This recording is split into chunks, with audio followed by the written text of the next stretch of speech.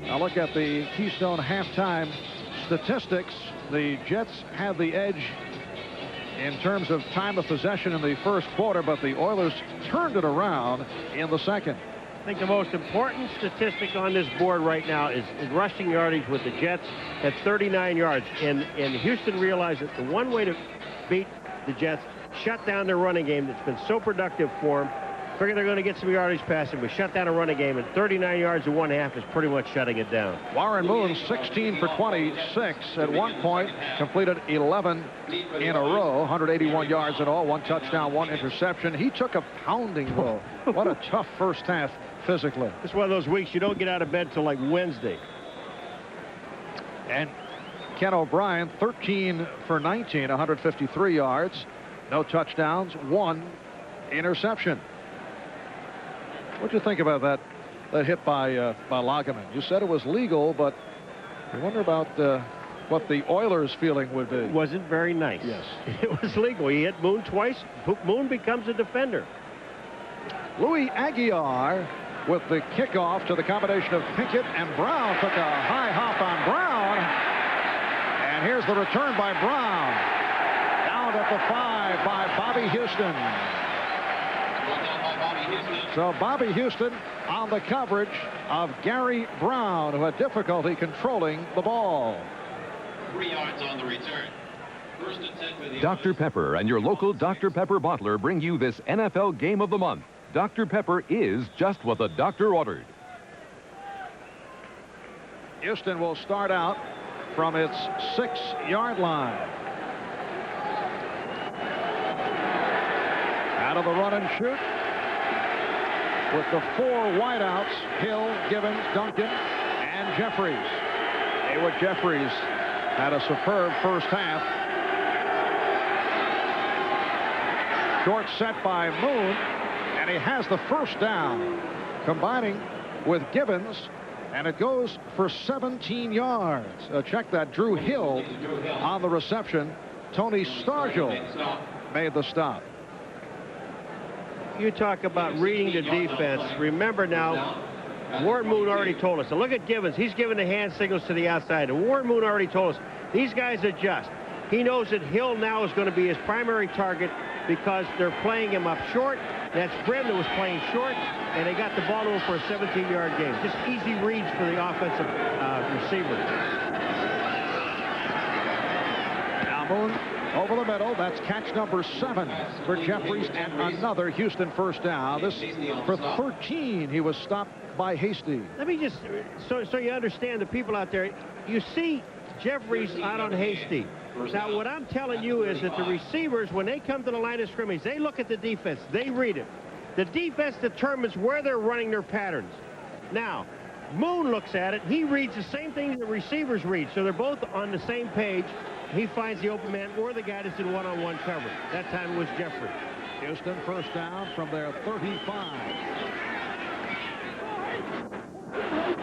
Jeffries right at the marker. And he's stopped by Hasty. And we'll have to see where they spot it. And it is another Houston first down. And we'd like to welcome those of you who have been watching Kansas City and Miami. Kansas City with that 28-0 lead over Miami.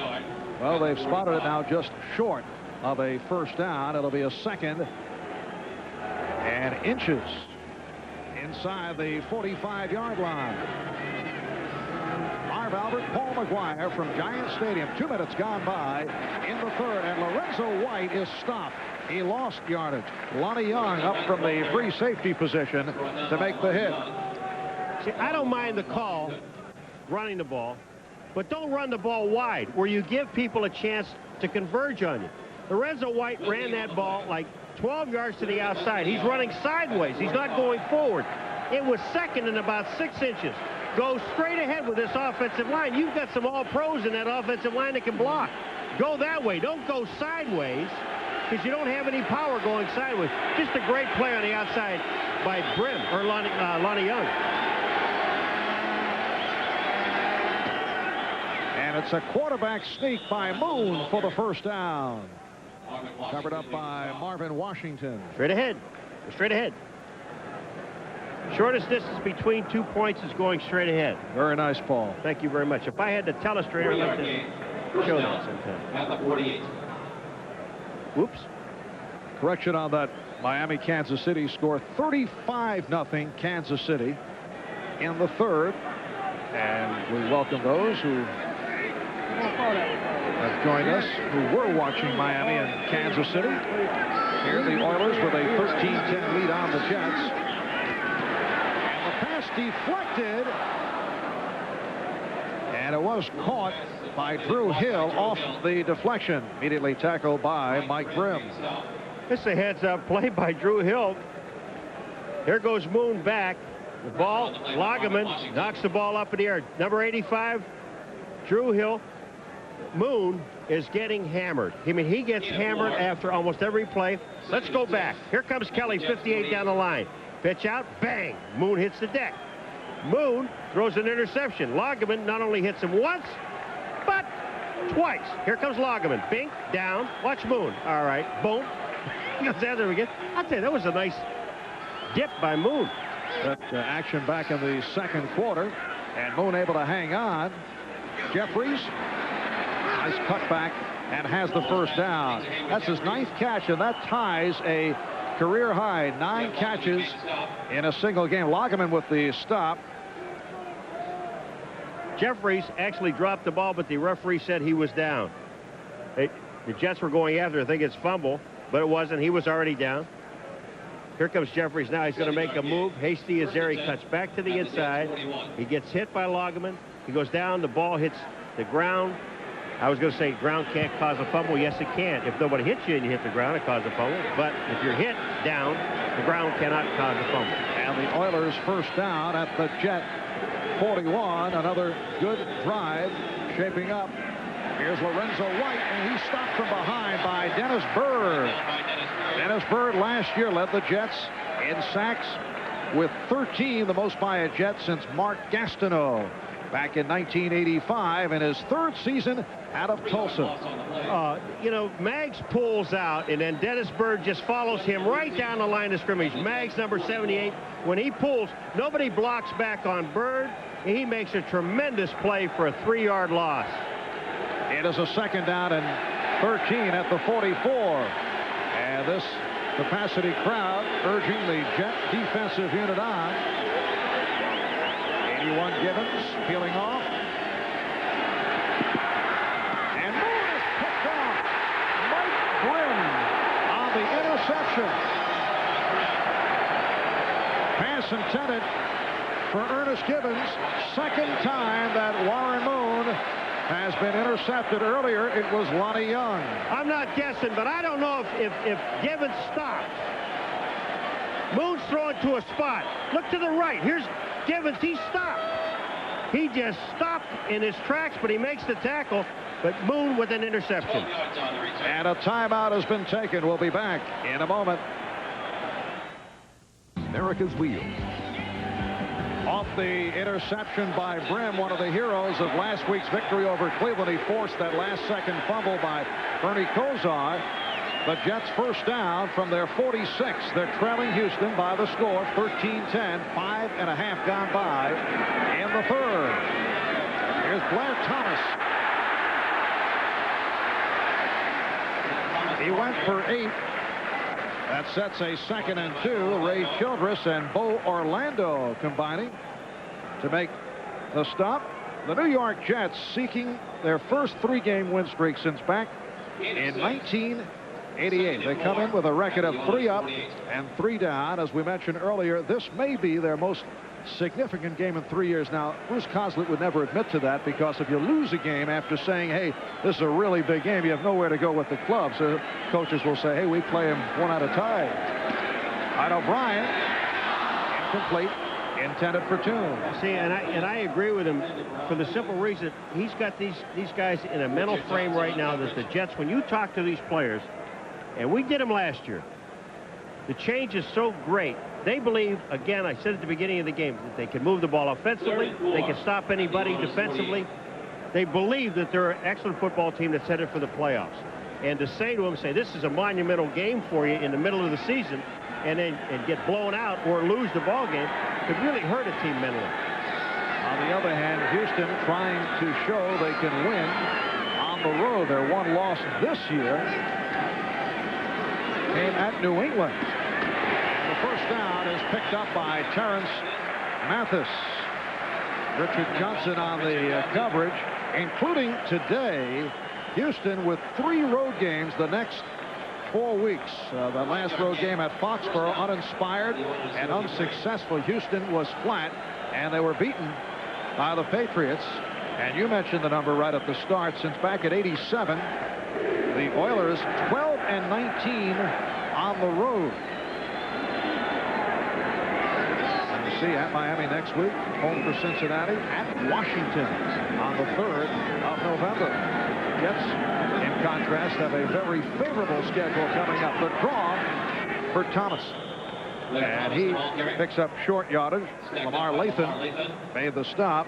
Next week, the Jets play at Indianapolis, followed by a bye week, and then home for Green Bay and Indianapolis, then at New England, and home for San Diego. There aren't too many winners in there. Well, on paper, you'd use the phrase favorable schedule, but you know Not in the national. They scored, I think, 52 points. you like your chances with things. Yeah. Put it that way. 2nd and 10, and O'Brien able to complete to Toon.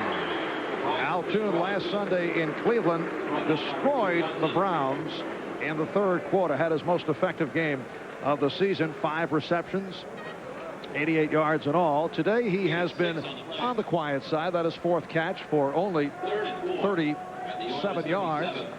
A look at the Hertz 10-minute ticker. Kansas City 35-zip. Atlanta leading San Francisco 27-20, and the Rams now by 2 over San Diego in the 4th. And I said Richard Johnson missed 5 tackles in the first half, which he did. You've got to give him an awful lot of credit because he's out there playing hurt and with a bad knee, and he's doing a pretty good job. 3rd down and 4 at the Houston 37. And O'Brien comes the other way for Toon. And we'll have to see where they spotted Dishman. Made the stop.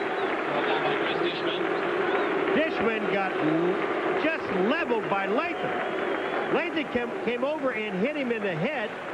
I don't know if he catches it with a knee. Here comes Toon. Here comes Dishman. Watch 57 come into the picture here. There's Dishman down.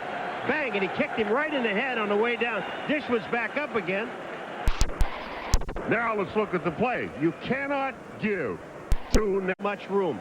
And that's what O'Brien went to the right side against Johnson, came back to the left side against Johnson, came back to the right side against Dishman. And now Burkett is to the right for this first down at the 32-yard line. Baxter. Stopped by Al Smith. Incidentally, that last catch by Toon, number 439 for his career. That moves him into 2nd spot on the Jets' career reception list. Don Maynard, number 1, 627 catches, followed by Toon, and then Wesley Walker and Mickey Schuler, who were just passed by that man, Al Toon, in his 7th year from Wisconsin. And now Darrell Lewis has come on for Richard Johnson. And it's Baxter hitting and taking hits as he worked his way, and Al Smith was able to knock him down. I'll give Al Smith the deliver that time. He delivered the blow. Doug Smith goes across the line and forces Baxter back inside 99, and watch this. Here comes Al on Baxter. Nice play. Good tackle. Childress was there.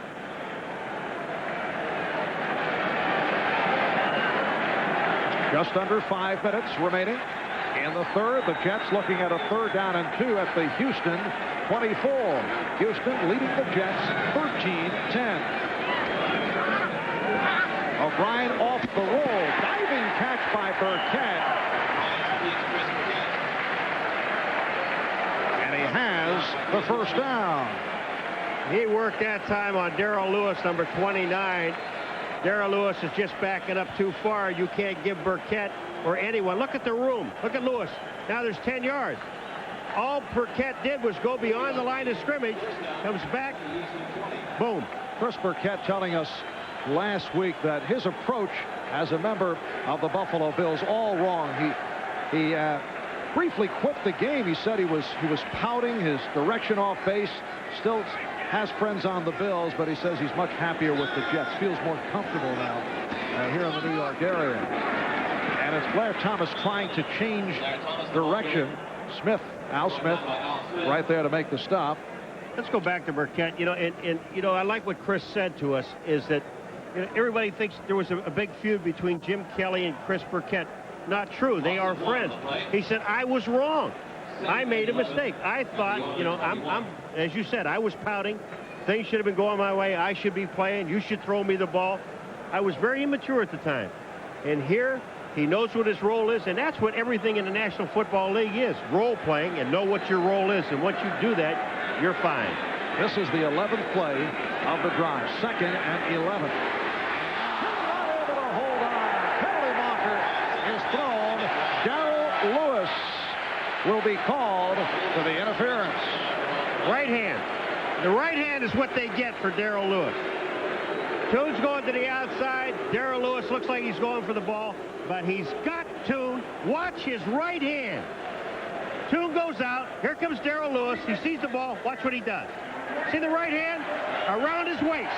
He's got him. Paul, look at the mismatch in size. Lewis at 5'9". Toone goes 6'4". Last week against the Browns, Toone was able to take advantage of a host of smaller defensive backs, and he did it right here to Lewis. Well, Lewis is going down, but he's also got that right arm around him we're talking about. But Lewis has got a vertical jump of 27 feet. All right, 1st and goal from the 10. O'Brien throws it away. He saw double coverage on Rob Moore. 27 feet. You get it? I got it. 27 feet. Yes. See, he was stumbling. Had he not been stumbling on a play, we'd have seen it. Now, O'Brien. Sometimes, Paul, your humor is so pathetic, I don't react. I just want you to know. It's nice to have you back, though. These guys back here react. That time, O'Brien did the smart thing. No one to throw the ball to. The rush was on. He threw the ball out of the end zone. And here's the situation.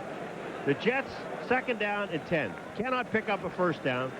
They're down by 3. They want to at least get the field goal. Don't do anything stupid. And that time, O'Brien throws it away, the smart thing to do. We're just under 3 minutes left, 3rd quarter. All right, the draw to Baxter does not work.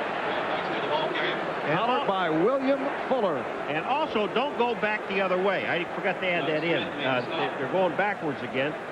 Here's the play now. Here's that draw, the wrap around to Brad Baxter. No place to go. Meads is there. Smith is there.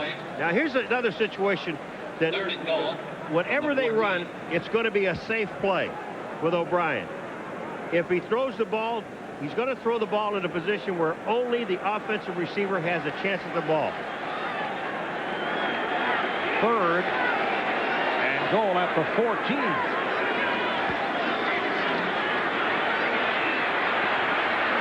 O'Brien, yes, throwing away once again. Al Toone was well covered. Mike Dumas with some help all over Toone. See, folks, don't boo that. O'Brien really did the smart thing because there's no place to throw the football. The rush was on. He had a lot of heat. Don't make a mistake. The coverage is there. Toone is covered. They're trying to get more underneath. And here's Toone. He is covered. That's why you throw the ball away. If they throw the ball to Betts, there's no place he's going to go. He's not going to score. Throw the ball away. Take the field goal. And now Pat Leahy, who hit from 21, missed at the end of the 1st half from 52, attempting a 31-yard field goal. Slight angle to the right. Aguiar will put it down.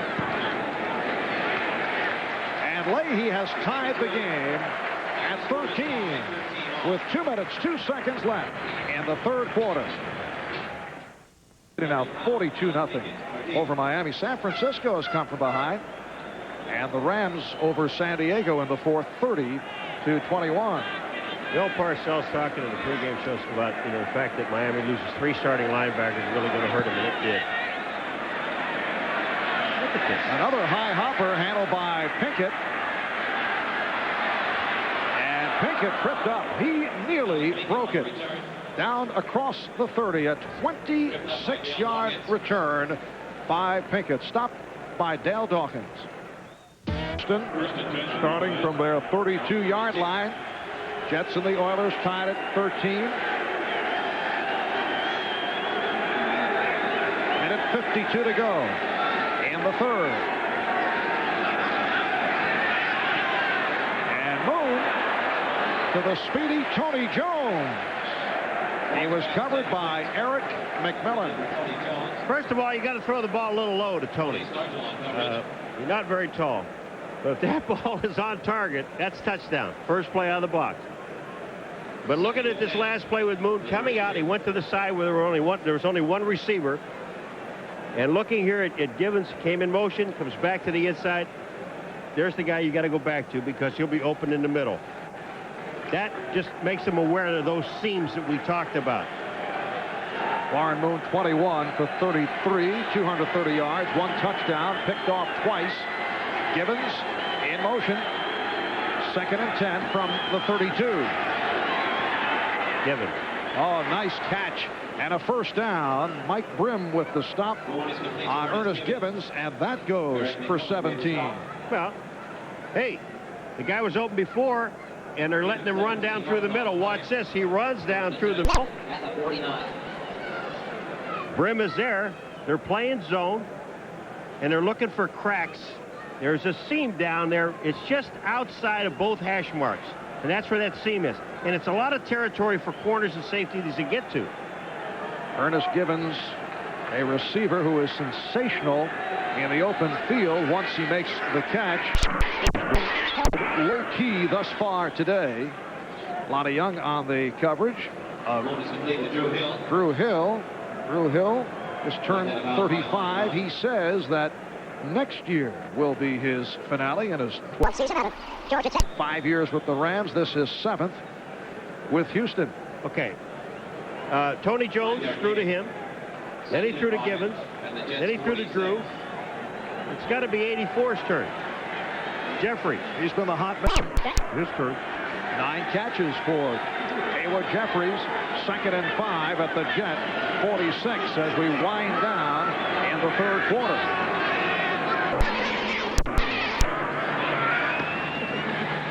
And it is a first down for Houston. Once again, Givens stopped by Young and Brim. There are so many weapons. Now, coming to the end of the quarter, but Pete Carroll is the defensive coordinator for the Jets. Really looking forward to playing Houston. This is a challenge to play this team. And when you play the best, you figure your players are going to perform the best. And so far, the Jets have done a pretty good job. Not necessarily, though. What do you say? When you play the best, you perform the best? You should, in order to win. I mean, you have to. Sounds good, Paul. As it turns out, they have played the Oilers extremely well. After 3, the game tied at 13. Oilers tied at 13.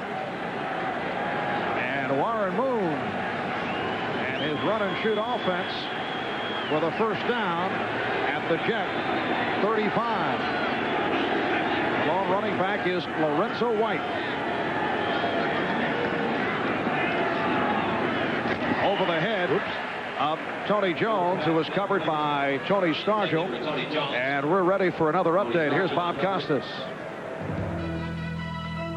All right, in Anaheim, it'll be Jim Everett to the air. For the second time today, he'll hit Jim Price. Price had caught an 18-yarder earlier. Those are the entire touchdown pass totals for the year. For Everett, he hadn't thrown one coming in. He's thrown 2 today. And the Rams are holding on to a 30-21 lead at home over San Diego. Thank you, Bob. Houston and the Jets tied at 13. And the Oilers with a 2nd and 10 at the 35. 81 Givens lines up now in the slot. Good block by White. And Givens stopped in his tracks by Stargell. Check that. Duncan on the reception, stopped by Stargell. All right, you want to find out what number 44, the remaining back, does? Look at the left of the screen. Bo Lewis is coming in. Lorenzo White, you're absolutely right, got an excellent block, and he's one-on-one on the linebacker. That's tough duty, but his job when he's not running the ball is blocking. And this crowd urging the Jet defensive unit on. 3rd down, 7. At the 32, Jeffries to the left. Now Duncan right.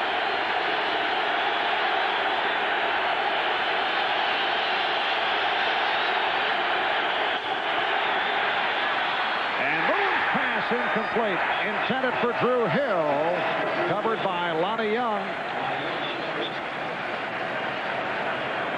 Moon is on the ground looking because he knows that he could not throw the ball any better than he just threw the ball to Drew Hill. And you have to catch it. And it looks like they may go for it on 4th down and 7 or 6. But that time he threw the ball out there to Drew Hill. He hit him right in the hands with the ball. Lonnie Young was trying to cover, was not there, and he just dropped the football. It is a 4th and 7.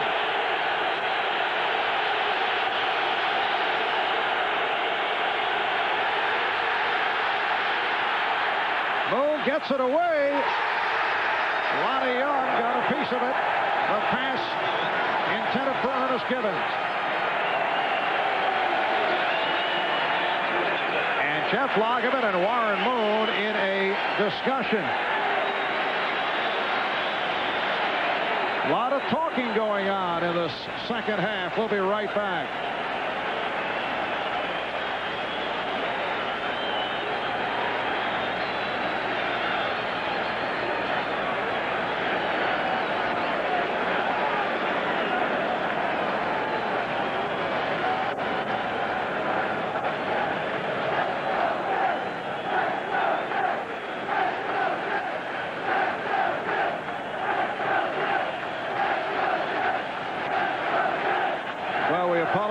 Once again for the technical difficulty as we remain with you from Giant Stadium. Now, we were talking with Sean Jones of Houston yesterday at practice, and he said he finds the Jets are an annoying team to play. Annoying because they're very aggressive, very scrappy, kind of a backhanded compliment, although Alan Pinkett was telling us that the Jets remind him of what the Oilers were 3 years ago when Jerry Glanville had that over-aggressive, pursuing the ball type ball club.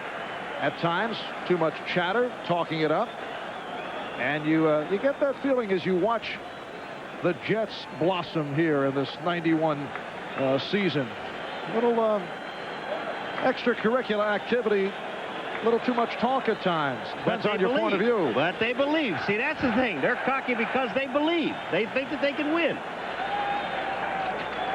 Well, a look at a 32. Ken O'Brien, 17 for 25, 178 yards.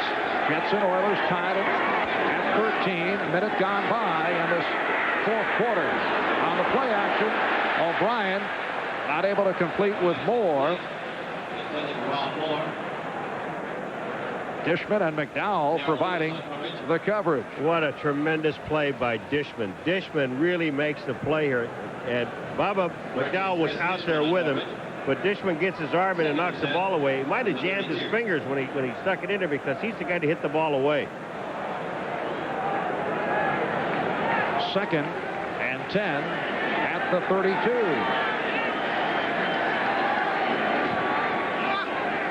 The fake to Baxter. O'Brien going deep. Rob Moore could not get to it. Rob Moore had to make an adjustment on the ball. Look at this. He sees the ball and he's got to go back to the outside. When people say, all right, hit him in the hand, it's catchable, that is the toughest catch that you're going to have, because when it comes over the top, you lose it for just a moment as it passes your helmet, your face mask. And that's what happens. The ball goes off your fingertips. It's one of the hardest catches you're ever going to make. Jets going with a different look on the offensive line since the injury to Dave Cadigan. Sidelined him out with a twisted ankle. Injured earlier in the game, so Jim Sweeney has moved to guard. Roger Duffy at center. O'Brien in big trouble. And gets it away. Intended for Blair Thomas. We've rarely seen Ken O'Brien of... He was moving, and one of the things I think he's upset with is once he finally gets by Sean Jones, number 96, there's running room. He didn't have to throw the ball. But it's easy for us to say because we're up here, and he's down there running away from 300-pound defensive linemen. And here's Louis Aguiar getting set to punt to Curtis Duncan, who had problems last time out. This is an adventure at both ends. You know that the Oilers feel they can block Aguiar. Takes the low snap and did well to get it away. Took a good hop for the Jets. And it is down by Chris Dressel. 45-yard punt. We'll be back at Giant Stadium in a moment. The Jets and the Oilers tied at 13 minutes and a half gone by in the fourth quarter. And Houston will start out from its 24-yard line. Now, the fourth quarter has been a good one this season for Houston. They have outscored opponents 51-21 in the fourth.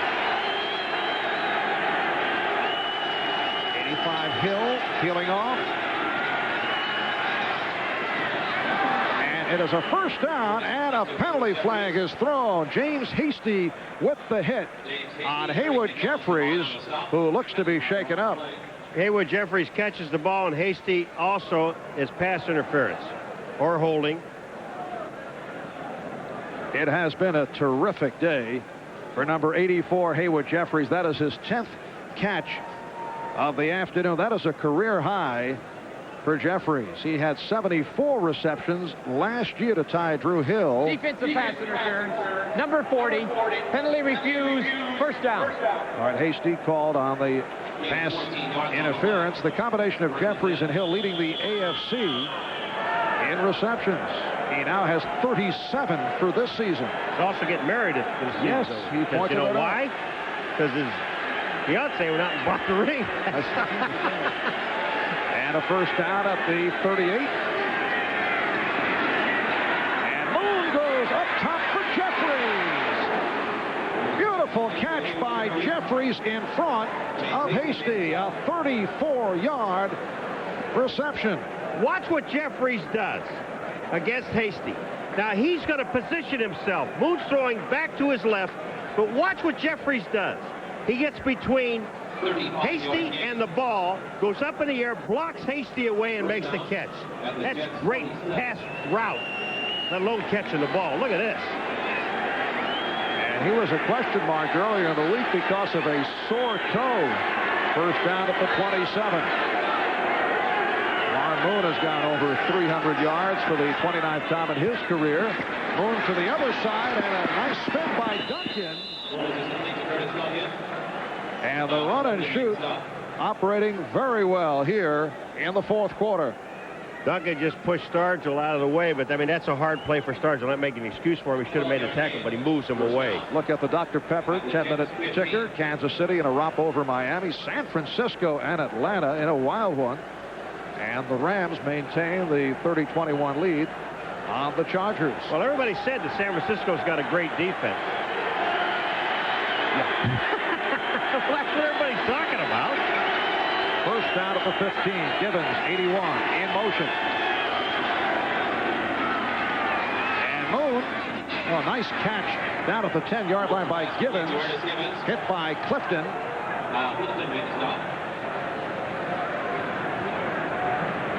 Look at the forward progress on this thing where Gibbons ends up. He ends up back on the 12-yard line, but he's actually hit between the 7 and 8. Here's Gibbons here. Watch it, and they're going to give him even a better mark. Kyle Clifton on the play. You see him back beyond the 12-yard line. The ball is down at the 8. Nice mark. Fourth catch of the day for Gibbons. Moon is now 29 for 44, 335 yards. It's a second and 3 at the 8. Lorenzo White for the touchdown, and a penalty marker is down. A burst by White off the left side. However, the call against Houston. I'm just wondering if it was Doug Dawson, number 66, that was in there that it's called for holding. 74 offense. 74. 10 yards. Still second down. Bruce Mathis, the center. You know, the amazing part about this, when they lined up Houston, take a look at it, and you look at the defense of the Jets, there is nobody on the left-hand side of the offense, right-hand side of the Jets. Look at the hole over on the left-hand side. There's a double team. And Matthews holds.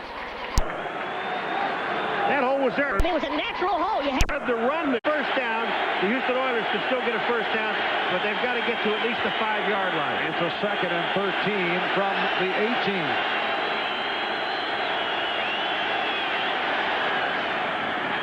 Duncan puts a move on, but he's stopped in his tracks at the 13-yard line by Lonnie Young. At 4-1, this the Oilers' best start since back in 1979. Their best ever start was a record of 6-1 in 1975. And Moon now looking at a 3rd down and 7 at the 12 with 10.5 to go in the 4th quarter. The Jets and Houston tied at 13. Jeffries to the left side. Duncan to the right. Hill in the slot left. Gibbons in motion.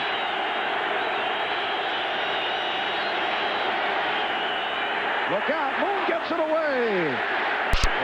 See where they spotted him. Jeffries made the catch. In front of Hasty. We're going to be a half a yard short. The score is tied. There's 10 minutes to go. What do you do? Is there a penalty? Now, I know, look at, Drew Hill said, let's go for it. Another thing you're not doing, Drew, is coaching. Everybody wants to go. Moon wants to go. Guess who doesn't? Pardee. No, we'll kick a field goal here. Thank you. Haywood Jeffries saying, let's go for it, but Ian Howfield, who missed an extra point, a longer range extra point earlier, will attempt. And now a timeout has been taken. So with the timeout, we'll take a break. 9:26 remaining in the 4th. Place kicker Bobby Howfield about to attempt a 14-yard field goal. At times his kicks have been adventures, just knuckling over. He's 8 for 10 for the season. Angle to the left. And he puts it through to give the Houston Oilers a 16-13 lead on the New York Jets. England, he was barely, says he lost his British accent when he was about 14. Ian said all the girls liked him until he lost his accent. It looks like he lost most of his face mask, too. I mean, you got to have more than that single bar. I don't know what that's supposed to protect. That's one little bar hanging down. Mathis and Dawkins are back. And here's Terrence Mathis on the return. Puts the speed on and is hit down across the 30. Went for 27. Darrell Lewis, the rookie from Arizona, made the stop. Well, next Saturday, basketball is the focus. NBC Sports traveling to first down at the 32-yard line. 9:14 remaining in the 4th quarter. And the Jets trail Houston by 3. Blair Thomas trying to get outside, but Doug Smith was right there. It's been a very quiet day for Blair Thomas, and that's the case also last week in Cleveland. Doug Smith looks like, I don't know whether he pulled a hamstring or he just has a cramp, but he was banging his thigh and the back part of his leg. He's been bothered by a knee injury and a sprained foot. Well, they're rubbing it. It's like and that's the hamstring area. He's made some pretty good plays in this game.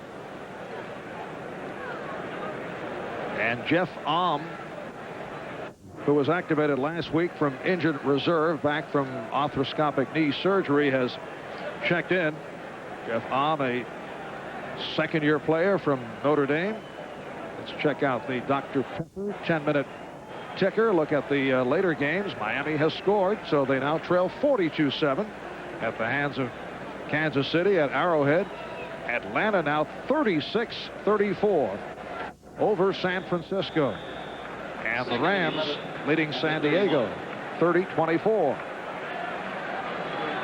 Just under 9 minutes to go here at Giant Stadium. 2nd down and 11. The Jets from their 31. Blair Thomas again with no running room. In fact, ran into his own man. And the crowd reacting. Roger Duffy in a collision with Blair Thomas. Latham and Robertson combined to make the tackle. I mean, this is a situation where you really have to throw the football. And, you know, I'm not second guessing anyone, but the running game has not worked all day long. And when you're down by 3 and you're in the fourth quarter, you're coming up on 8 minutes. It's not a time to start testing it again. Now Tunis to the right and Moore to the left. 3rd and 11. And O'Brien is hauled down. Jeff Alm, the man who came on for Doug Smith, has come on in a very big way as he picks up his first sack of the season. Watch the time that O'Brien has. Look at Jeff Alm. He finally breaks loose and gets up there. But again, you know, when you talk about coverage sacks, that is a coverage sack. And Houston with its 3rd sack of the day. Aguiar will punt from the 7. Duncan is back. And here they come. And it hit one of the Houston players and picked up by Burkett. A break for the Jets. It hit Marcus Robertson. Marcus Robinson is out, and he's blocking Marv, and he's not looking downfield. It's up. I mean, it's hard to hear it here because they're all Jet fans, but when the ball comes down, well, we don't see it hit. Burkett picks it up, and now you can't advance it. That's the worst part about it, but they do get the ball. Here it is there. It just hits him, and he really doesn't have any chance to recover. Marcus Robertson, I mean, it's not his fault. He's trying to block, but you can't advance it. That's the bad part for the Jets, but the good part is they keep the ball. Now they've got it at the 43-yard line. Oh, an enormous break for the Jets, maintaining possession. That's their best gain in some time. And the first down at the Houston 43 with 7:24 remaining in the fourth quarter, and O'Brien will throw. He had a man wide open and overthrew. Rob Moore was wide open. Bo Orlando had a shot to pick it off. Well, he actually overthrew Bo Orlando. Yes. I mean, you can't, again, the rush is on, but take a look at Moore. They try to hit him on the outside. Dishman is the man that tries to hit him. Bo Orlando drops the ball. Chris Dishman, in defense of him, he pulled a hamstring. He's playing out there with a bad hamstring, and they're starting to work on that side.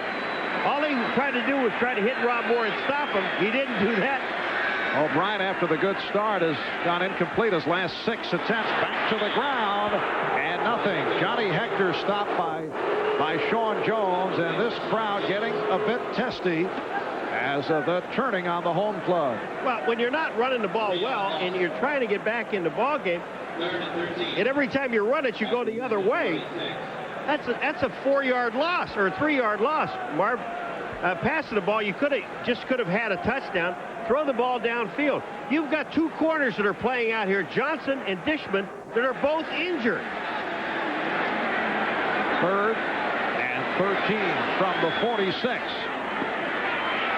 And O'Brien goes the middle. He has the tight end, Ken Wisenhunt, but short of the first down. Lathan and Robertson able to make the stop.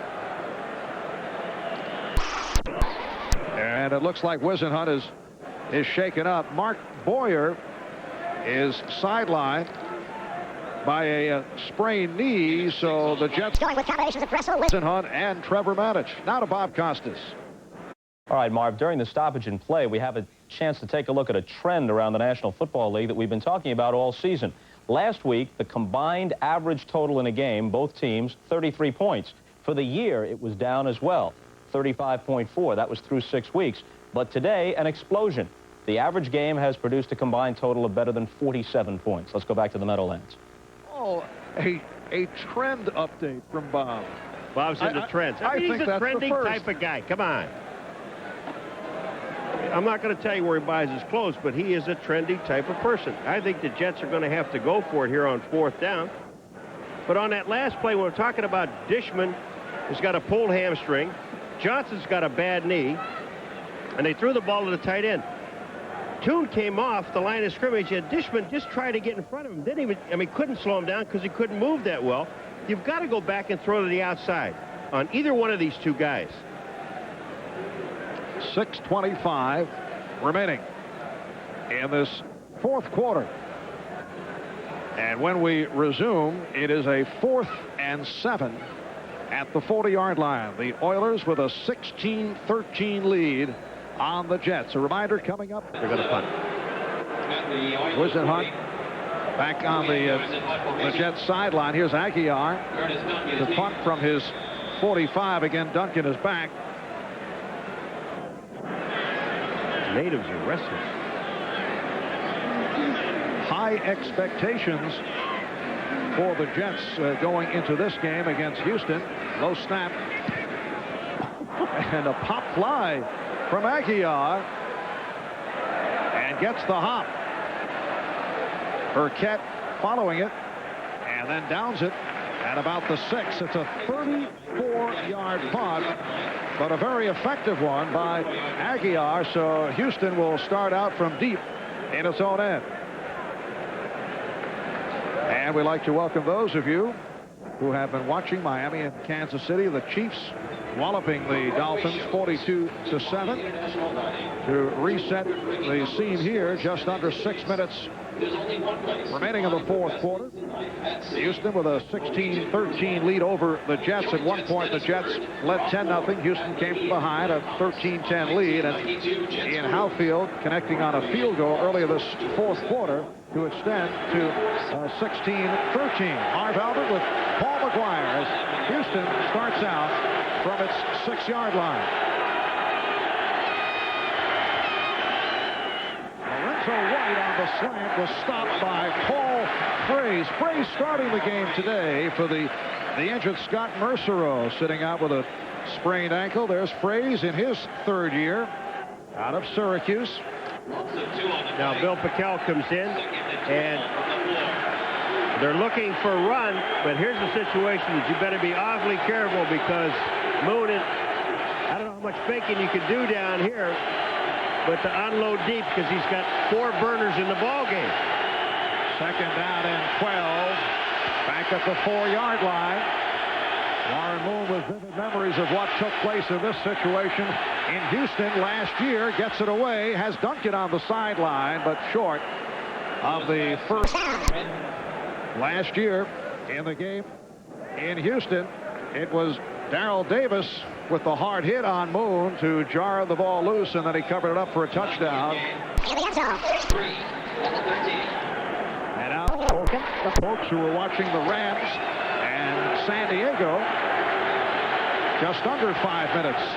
Fourth quarter. The Oilers 13. Houston, 3rd down and 3 from their 13.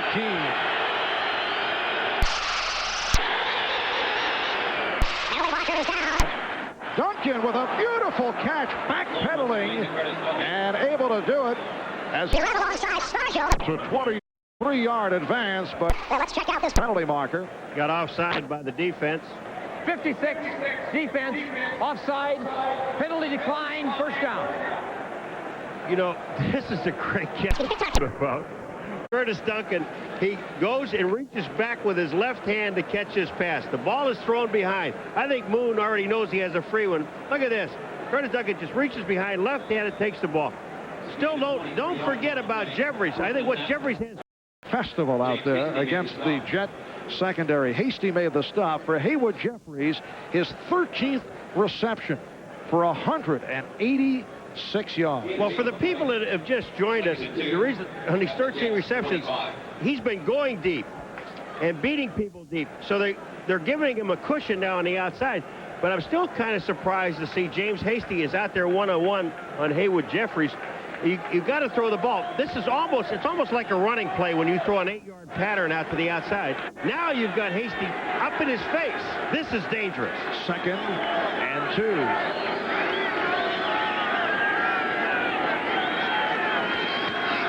And off the draw, it is White for the 1st down. Paul Fraze made the stop. That last reception by Jeffries for his 13th, ties the team record for most receptions in a game. It was held by Charlie Hennigan, who did it against the Boston Patriots back in October of '61. He twisted his leg or something when he came off the line of scrimmage, so he's come to the sidelines to find out exactly how many catches he has. And they said, you have 13 in your tie. So he said, okay, I'm not coming out. I want to go back in and catch another one. Now, when I said it was kind of dangerous of James Hasty to get up right into his face, it really isn't when you're running the ball. Very nice ball. See, James knew that they were going to run the ball, so he said, well, what I'll do, and they got a first down doing it, what I'll do is I'll get up in his face. Now, on first down, I'll be surprised to see James Hasty up in his face. Paul, were you in the league '61 when Hennigan? Oh, yeah. Yeah, he caught a whole bunch of them against me. I was on defense with the Chargers at the time, and he used to beat us regularly. Blanda was the quarterback. First down at the 43. 2.5 to go in the fourth. Lorenzo White works his way to the 40, met by Kyle Clifton. And a timeout has been taken by the Jets. Well, here's a 40-second timeout. Here's the situation. The Jets had 3 timeouts. They have 2 now. And again, they Jeffries 186 yards. The Jets 184. Back to the ground for the draw play. Lorenzo White stacked up by Jeff Lageman. And again, the clock is stopped as the Jets take their second timeout. This does 2 things when the Jets take their second timeout, Mark. One, it gets Houston to run the football, which they don't do very well, okay? So they're getting Houston away from what they do so very well, and that's throw the football. Now, if they can hold them here, they're going to get the ball back with 1 timeout and 2 minutes to go. They've accomplished what they wanted to do. The Houston Oilers go and do what you do so very well and throw the ball. Hayward Jeffries, almost 200 yards, more yardage than the Jets. The other thing I can't figure out is how Hayward Jeffries gets tight. He's got the track meet all day long. He's got everything they've thrown. He is the one tall, rangy receiver that Warren Moon has at about, well, he says he's 6'3", listed at 6'2". Yeah, he said, we said yesterday, I said, you can't be 6'2", I'm 6'3", but they won't give it to me. But didn't Moon say he's probably the most improved receiver since last year? It's a 3rd and 5 at the Jet 37. And Moon to put it up. Goes the middle. And it's through him. For the touchdown. That's what they do so very well. What a great play by Moon and Drew Hill catching the ball, but Moon had to get it there, and he was rushed. He got the ball to Drew Hill. Tremendous play. Drew Hill, who just turned 35 and just became the Oilers' all-time leading receiver, 411 catches. Bad day for Charlie Hennigan. He was passed by in that department, too. Charlie's just sitting home, open up another can. And let's get on with it. Drew Hill, what a nice way to break a record, though, with a touchdown. And Warren Moon has got over 400 yards for the 3rd time in his illustrious career. Ian Howfield. And he has added the extra point. 9 plays, 94 yards in 3 minutes and 48 seconds. Houston has now opened up a 23-13 lead on the Jets.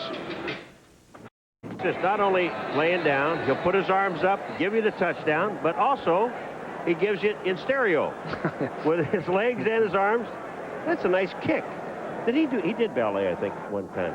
Warren Moon, 35 for 50, 423 yards, 2 touchdowns, and intercepted twice. Dale Dawkins, Terrence Mathis are back. 2 minutes and 9 seconds remaining in this 4th quarter, and Houston has opened up a 23-13 lead. I don't care where you are in the standings with defense. When a guy throws the ball in an afternoon for 400 yards, it kind of drops you down near the bottom, doesn't it? And we're not talking about yardage being picked up in a come-from-behind effort. This is authentic. Hill and Moon combining on a 38-yard touchdown pass. Here's Mathis. Dawkins with the block. And Mathis strung out, went for 20 yards with 1:59 to go in the fourth quarter. We'll take this timeout. His club to a 23-13 lead over the New York Jets. 1:59 to go in this fourth quarter. And as this game winds down, we will throw it to NBC News and Tom Brokaw for the latest on the Clarence Thomas hearings. Thank you, Marv. Well, the melodrama does continue in the Senate caucus room, although it's not as emotionally charged on this third day of hearings. At the moment, the Judiciary Committee is now hearing from 4 witnesses testifying in behalf of Judge Clarence Thomas. Earlier, 4 supporters of Professor Anita Hill told their story, all saying that Hill had told them that Thomas had made unwanted sexual advances. And this afternoon, a lie detector expert, Paul Miner, reported on a polygraph test taken by Hill on her testimony. There was no indication of deception to any of those relevant questions. So it's therefore my opinion that Ms. Hill is truthful when she answered the questions that were asked regarding Judge Thomas. Paul Miner, a former FBI polygraph expert. The hearings probably will go into tomorrow with the chance that Anita Hill will return. The Senate vote on Thomas for confirmation of the U.S. Supreme Court is set for 6 p.m. on Tuesday. Stay with us because right after this football game, we'll have an NBC News special report on all of this. I'm Tom Brokaw in New York. Now back to Marv Albert in the game. Marv? All right, Tom, minute 35 and counting remaining in this fourth quarter. The Oilers with a 23-13 lead on the Jets, and the Jets now have a 3rd down and 7 from the 32. O'Brien off the roll. Penalty flag has been thrown. And O'Brien runs it out. He's picked up the first down, but there is a flag in the backfield. I got to believe it's holding. The flag was thrown as O'Brien was running with the ball. Now, I didn't throw it, so there could be anybody downfield. And I think it's on, well, Jeff Criswell is not happy, so they're calling holding. Yeah, he's not a very happy person. When you look at the bright parts as far as the Jets are concerned, they stayed in this illegal game hands to the face on the offense. Number 69, 10 yards, still 3rd down. This is such a tough penalty. I mean, and players talk about it. Here's Criswell, number 69. Watch this. He's on Sean Jones. Not only hands to the face, but he grabbed his face mask on top of it. I don't know why he was upset. That was blatant.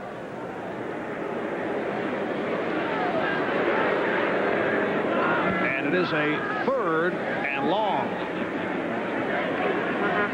Altoon makes the catch short of the first down, covered by the combination of Johnson and Lewis. Richard Johnson, a teammate of Altoon at Wisconsin. Quick rundown of the Dr. Pepper. 10-minute ticker right from the Top. A look at the 2 hours and 37 minutes. Not the case here today with the ball in the air right from the start. We are some 10 minutes past 7 o'clock. Chris Burkett on the catch for a first down. 18-yard advance with 59 seconds to go. Timeout taken. We'll be back in a moment. Today's Canon camcorder replay of the game. The reaction by Warren Moon after connecting for the 38-yard touchdown pass with the veteran Drew Hill. I love that. That's the agility is just beyond belief. Second down and 10. Altoon had it knocked away, and he shake it up. Altoon took a hard hit. Bubba McDowell, who plays much bigger. So I know they're not going to hit the coach. They got to hit him in order to get to me, so they wouldn't hit me either. Well, so surprising that you would do that. And it's almost intercepted by Chris Dishman, who had one earlier. Intended for Rob Moore.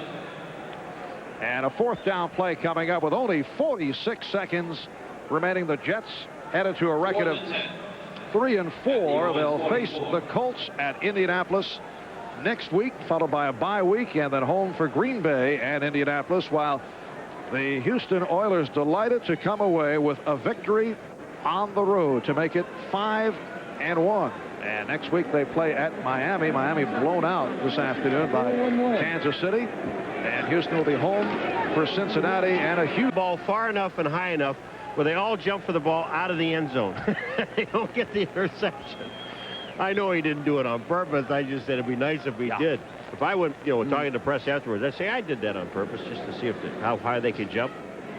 3rd and 10. Well, this game, fortunately, is moving toward conclusion, Paul. He runs out, gets out of bounds with 2 seconds to go, bumped out by Dishman and Dumas. Actually, yes, I'm going to bring up a point of fact now. Yes. Actually, the clock should run out. You know why?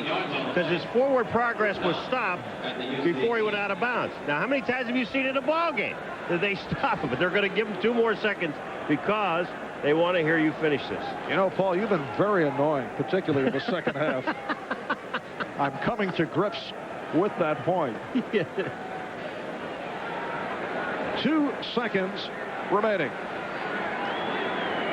The Jets from the 18, and O'Brien throwing end zone. Oh, Burkett with a spectacular catch. And some chatter following it in the face of Bubba McDowell. You saw the penalty flag go down. No time on the clock. It is a touchdown, and what a grab by Chris Burkett. It's a great play. Way to finish this game. Watch where O'Brien puts this. Chris Burkett goes up and just times it perfectly, gets the ball, comes down in the end zone. Even if he didn't, he would have been given the touchdown because they knocked him out. But taunting, he threw the ball in Bubba's face. That is truly in your face, Bubba. And that's the 6th catch of the day for Burkett, who came on in the second half. He's come on strong, but a bit too late for the Jets. Leahy with the extra point attempt, and this will